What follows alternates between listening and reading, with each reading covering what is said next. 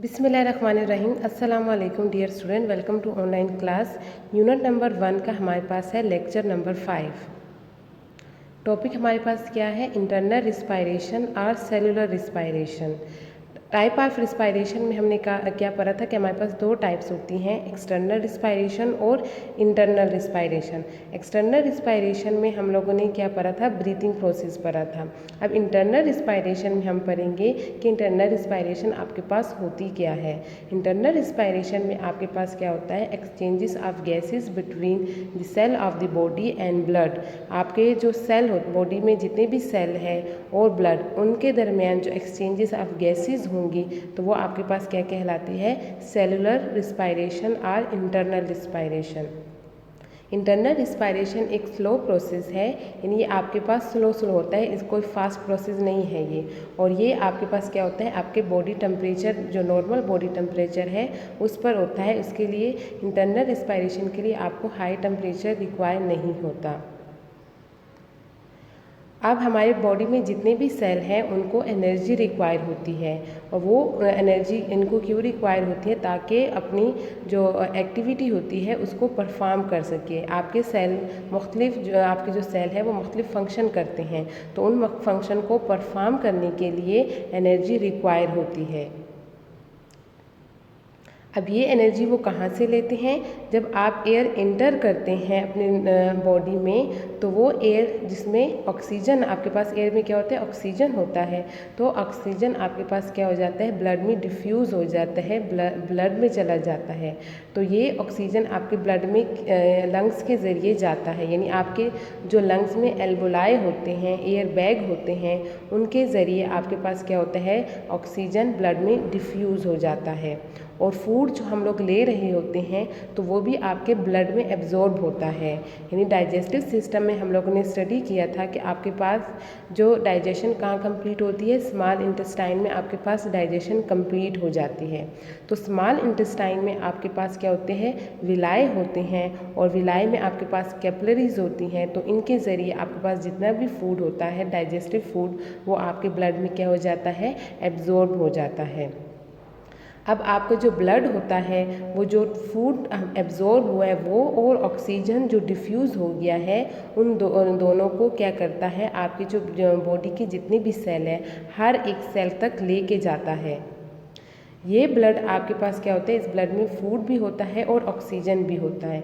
तो ये आपके पास क्या करते हैं? आपस में रिएक्शन करते हैं। जब फूड और ऑक्सीजन आपस में रिएक्शन करते हैं तो क्या होता है? एनर्जी रिलीज़ होती है, और इस एनर्जी को फिर क्या होते हैं? हम हमारे जो बॉडी के सेल होते हैं वो अपने फंक्शन को परफॉर्म करने के लिए इस्तेमाल करते हैं। अब ब्लड आपके पास क्या है? ब्लड जब सेल के पास, यानी आपके ब्लड के हर जो ब्लड है आपके बॉडी के हर सेल के पास जाता है। जब आपके ब्लड सेल से बाहर आ रहा होता है, लीव कर रहा होता है, तो उसमें क्या होता है? वाटर होता है और कार्बन डाइऑक्साइड होता है। जब ये ब्लड जिसमें कार्बन डाइऑक्साइड और वाटर है आपके लंग्स तक पहुंचता है, तो वहाँ पे क्या होता है? कार्बन डाइऑक्साइड जो आप होती है वो आपके लंग्स से बाहर रिलीज़ हो जाती है एयर में। तो आपके पास क्या होता है? रिस्पायरेशन में आपके पास जो सेलुलर रिस्पायरेशन है उसमें ऑक्सीजन और फूड दोनों रिएक्ट करते हैं और क्या बनाते हैं? वाटर, कार्बन डाइऑक्साइड और एनर्जी। तो आपके पास जो कार्बन डाइऑक्साइड होती है वो आपके लंग्स में, लंग के ज़रिए एयर में रिलीज़ हो जाती है, और एनर्जी क्या होती है? वो हम अपनी एक्टिविटी को परफॉर्म करने के लिए इस्तेमाल करते हैं। Differences between burning and breathing process. Burning और ब्रीथिंग प्रोसेस में आपके पास क्या डिफरेंस है? सबसे पहले बर्निंग आपके पास एक नॉन सेलुलर रिस्पायरेशन है, यानी इसमें आपके पास क्या होते हैं? जितने भी केमिकल बॉन्ड्स होते हैं वो टूटते हैं, और उस केमिकल बॉन्ड के टूटने की वजह से एनर्जी रिलीज़ होती है। In burning is a non-cellular process in which many chemical bonds break down and releasing large amount of energy. जबकि ब्रीथिंग प्रोसेस आपके पास क्या है? एक नेचुरल और कंटिन्यूस प्रोसेस है, कि बर्निंग आपके पास क्या है? वो कंटिन्यूस प्रोसेस नहीं है। अब मेन डिफरेंसेस आपके पास क्या होते हैं कि बर्निंग प्रोसेस आपके पास क्या होता है, फास्ट प्रोसेस होता है, और इसके रिजल्ट में आपके पास जितनी भी एनर्जी रिलीज होती है वो नॉट अंडर कंट्रोल होती है, यानी उसको आप कंट्रोल नहीं कर सकते। जबकि ब्रीथिंग प्रोसेस में आप क्या होता है, वो स्लो प्रोसेस है, और इसमें आपके पास जो एनर्जी रिलीज होती है वो अंडर कंट्रोल होती है। बर्निंग प्रोसेस में जितनी भी एनर्जी रिलीज़ होती है वो in the form of heat and light होती है, जबकि आपके पास ब्रीथिंग प्रोसेस में जो एनर्जी रिलीज़ होती है वो in the form of heat होती है, लेकिन वो क्या होते हैं, एनर्जी रिच कंपाउंड होते हैं, यानी उसमें जितने भी कंपाउंड होते हैं उसमें एनर्जी क्या होती है, बहुत ज़्यादा होती है। आपके पास बर्निंग प्रोसेस एयर में होता है, जबकि आपके पास ब्रीथिंग प्रोसेस क्या होता है, take place in cell. Burning process आपके पास क्या है, सिंगल स्टेप है, यानी वो एक ही स्टेप में कंप्लीट हो जाता है, जबकि ब्रीथिंग प्रोसेस में आपके पास क्या है, मल्टी स्टेप प्रोसेस है, यानी वो एक स्टेप में कंप्लीट नहीं होता, बहुत से स्टेप उसको रिक्वायर होते हैं ब्रीथिंग प्रोसेस को कंप्लीट करने के लिए।